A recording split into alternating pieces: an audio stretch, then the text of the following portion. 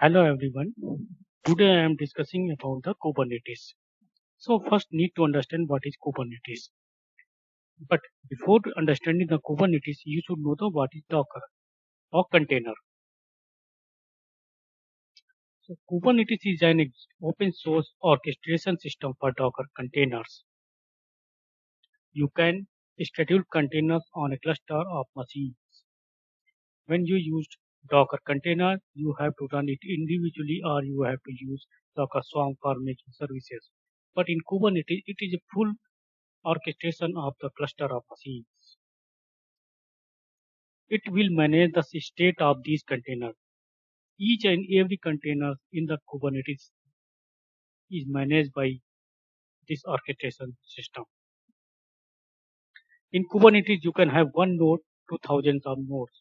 So node means a host. In this, you have one master, or you can have HA, and in HA you can have 3 master or 5 master, and nodes. Nodes is basically the worker node where all the pods are run. So in nodes, you can have one node to multiple nodes. Even as per requirement, 10 node to 100 node or 50 nodes. It can be run anywhere. It can be run in premises, in Google Cloud, or in AWS, in any cloud, in DigitalOcean. In your local machine, you can use Minikube. So basically, it has been already integrated as a service with many cloud providers like AWS, Google, and Azure. For testing environment, you can use Minikube to spin up single machine with a Kubernetes cluster. That is recommended only for the testing purpose and development environment. It is not for production environment. If you are going to use for production environment, suppose in AWS you have to use kops. On premises you can use kubeadm. So Minikube is used to tune Kubernetes setup locally. It is a single node Kubernetes cluster used to test development. And in Minikube there is no high level availability, so cannot use it for production. For production you have to use either service provided by the AWS or Google, or you have to implement using kubeadm in your premises or in cloud using kops. You can download the Minikube from this URL for your testing environment. And to start Minikube, just enter the command Minikube start. In Kubernetes, kubectl is a command line tool to control the Kubernetes cluster. So basically, this is the architecture of Kubernetes. It has a master and node. Nodes can be multiple nodes. In master, there are 4 components, that is API server, a scheduler, control manager, and etcd. In Kubernetes, it has kubelet, kubeproxy, pod, and Docker. And the third one is the load balancer that is used for exposing the service to the customer or client or users. I will discuss each and every part. Let's have first look on etcd. So basically etcd is used to store config data. In this it is key value, you can say it is a key value database which store all the configuration.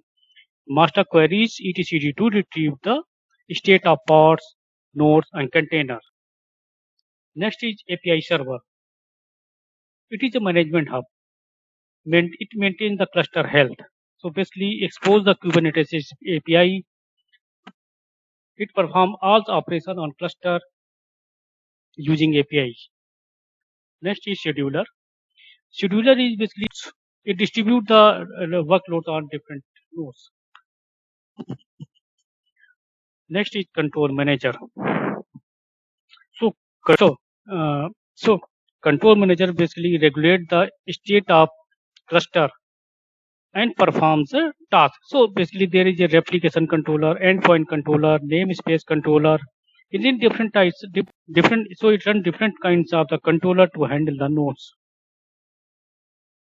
Next we have node. In Node, basically there are two main components. One is kubelet that communicate with the master. Each and every node have kubelet which communicate with the master. And next, another is a kube proxy. Basically, kube proxy is responsible for networking service on node. In all the service on the nodes, the network service is maintained by the kube proxy. So this is the basically the architecture overview of node.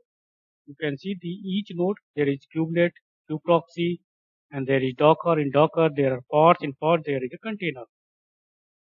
Then there is IP table in both the node service exposed by the load balancer and then the internet.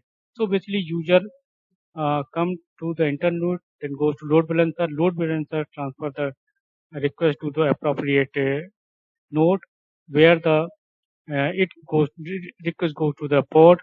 From pod, it goes to the container. So this is the architecture and just introduction overview of the kube.